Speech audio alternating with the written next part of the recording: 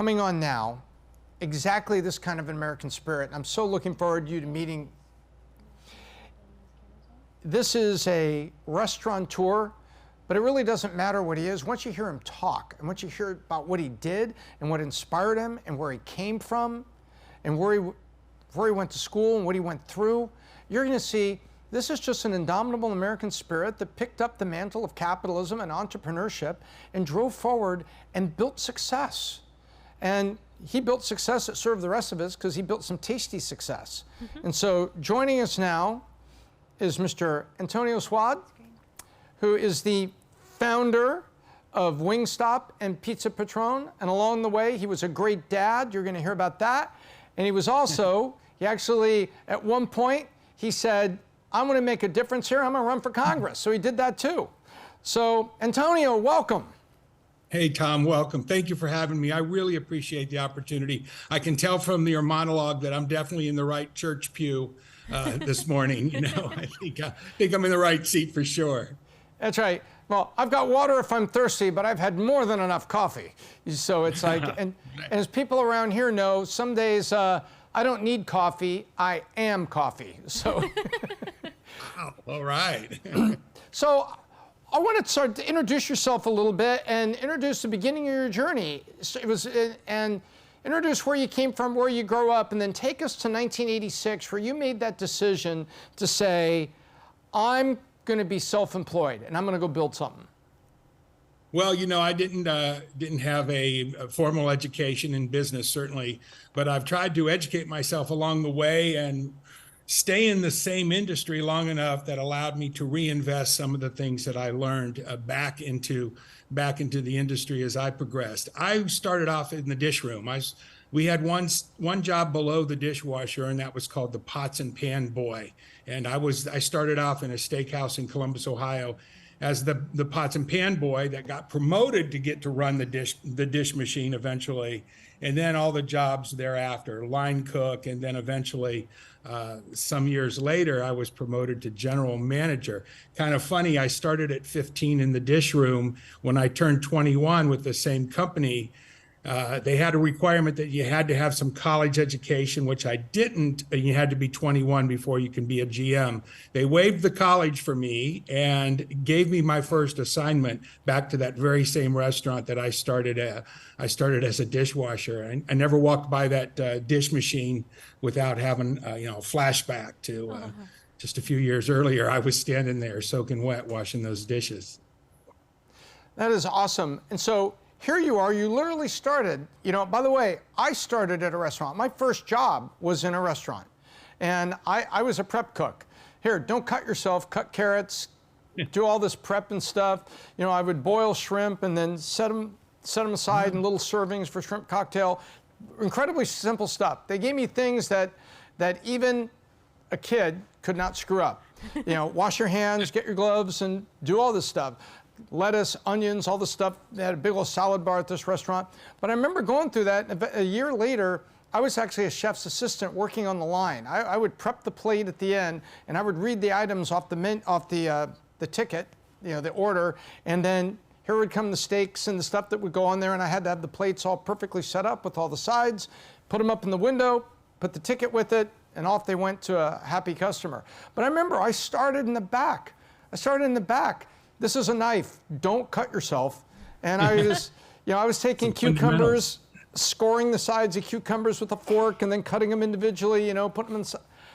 I get it. I started, and I remember I would always walk back there and see all the prep cooks back there, people just doing prep, and telling them, saying, hey, the cucumbers are too thick. You got to cut them like this, or going in a salad, giving them the same tips that I got. But I so appreciated what I was able to do over 2 years. Then I wasn't the cook. I didn't get the tips at the end of the night. I was just kind of a line assistant, an expediter, if you will.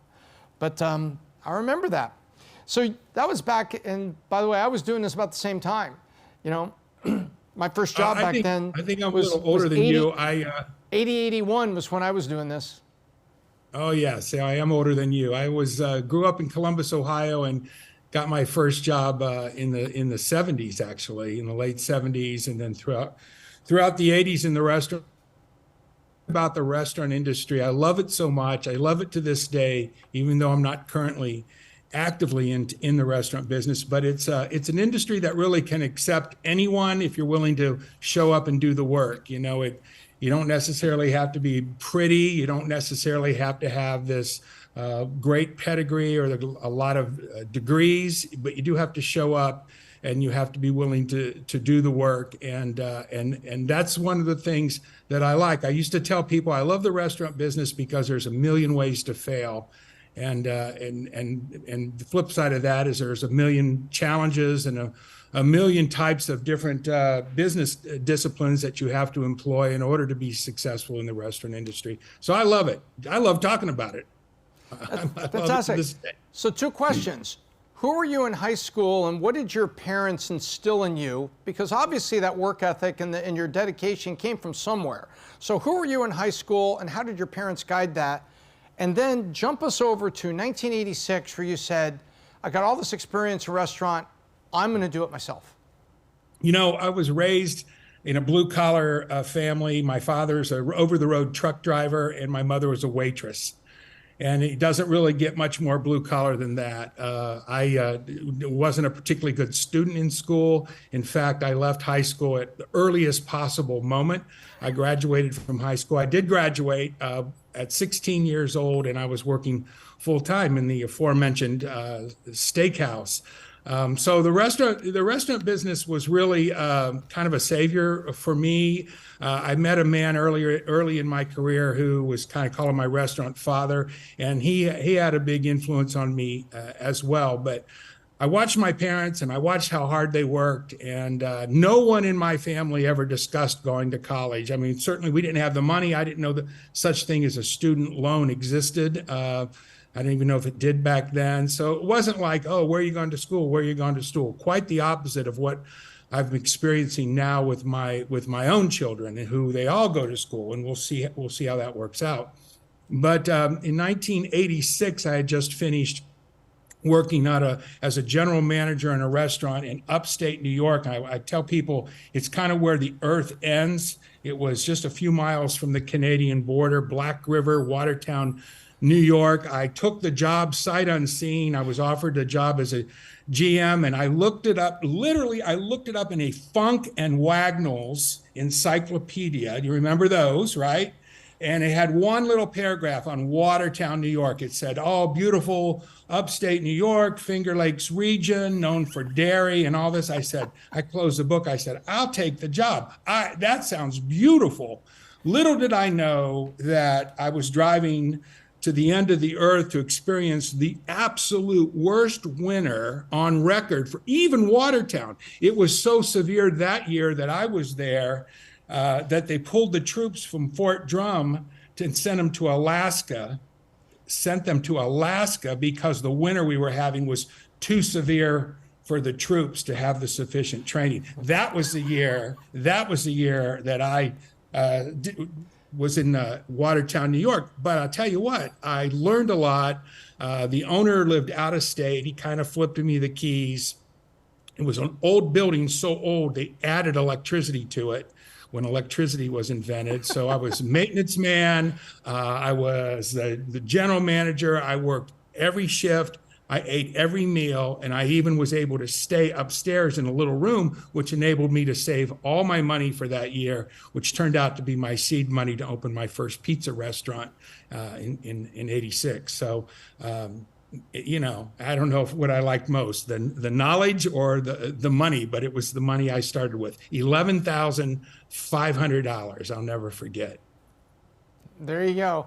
Well, the earth doesn't end at the Canadian border. My dad's side, my great-grandparents were Canadians from Toronto.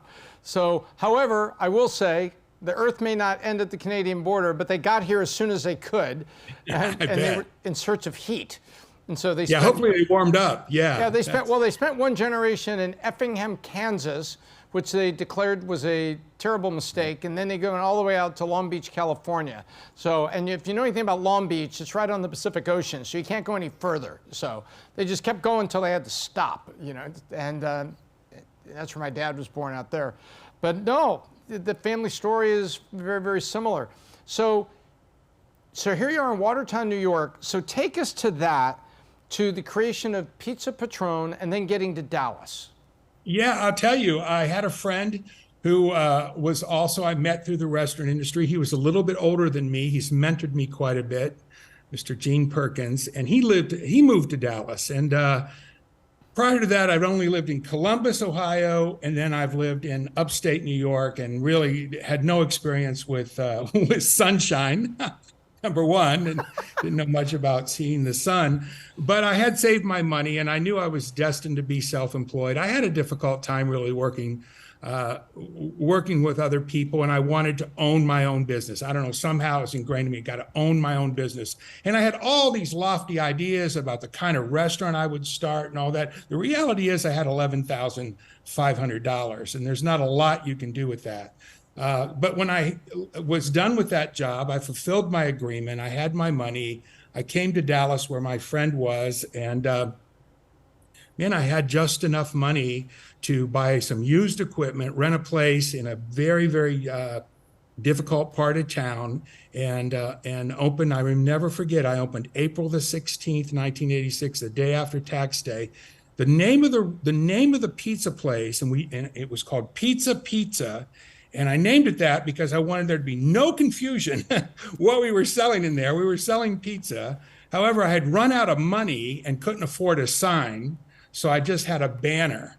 But when the sun went down, you couldn't see the banner, and it was off to a rocky start, to say the least. However, I did have one of these things that I guess we call aha moments or something, which really got me focused. If it wasn't for that, it would have been just another pizza place in a world of pizza places. We did have a point of difference in that the large pepperoni pizza was only $5, but we didn't deliver.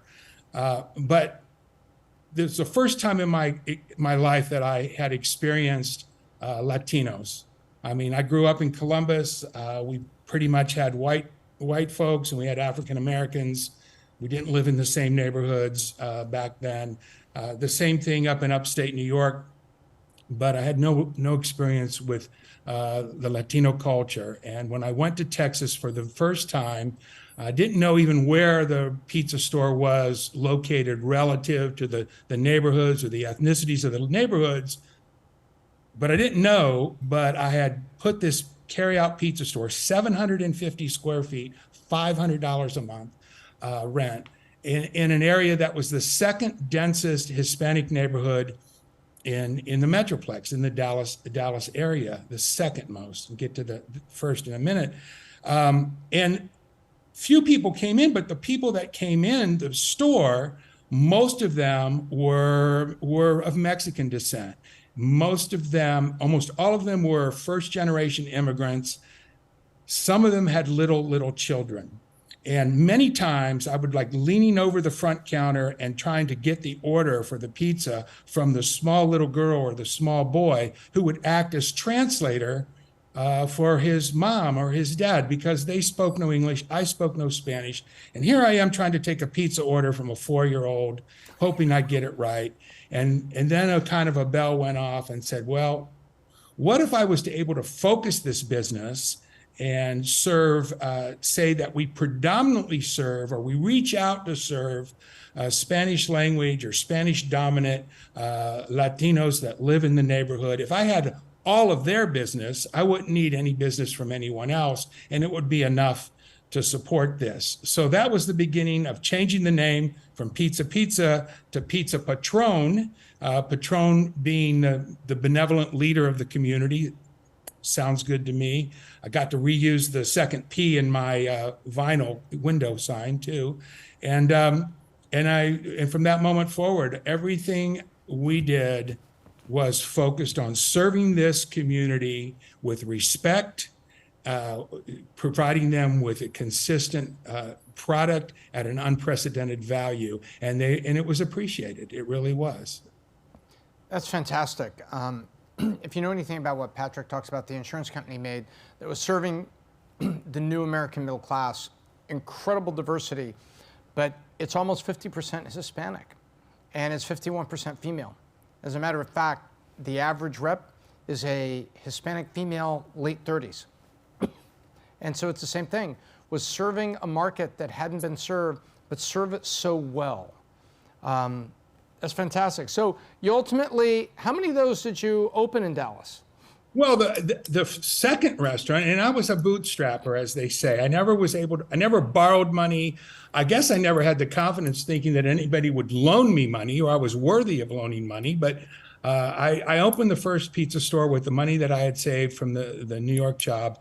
And then after operating it and saving money from the sale of those pizzas, I was able to open a second store. But this time I went across town to an area of Dallas called Oak Cliff, which was the #1 Hispanic area in Dallas. And that was where my second store was. And man, that store went off like a rocket ship because we opened the store fully focused on serving this community, serving this customer. And that was really when I knew, hey, there's something to this. There's something to focus, and that's true to this day in business, and that's why well-run companies really have extreme focus on what they're doing or who they're trying to serve. And that was store number 2. I went on and added 2 more, had 4 pizza stores open at the time. Now, fast forward to 1996, I've got some extra money in my pocket from the sale of these pizzas. And I wanted to franchise something. I had studied franchise distribution and thought that, man, franchising is the way to really grow a brand. And as long as you can control ownership of the brand, eventually you could sell it and make some money. And that was the beginning of Wingstop. But it was born out of the money I was able to save with the 4 pizza stores. So in 1994, I had enough extra money put aside, again, with all used equipment. I put together the Wingstop concept and opened the first store in Garland, Texas. And that was the beginning of the wing business for me.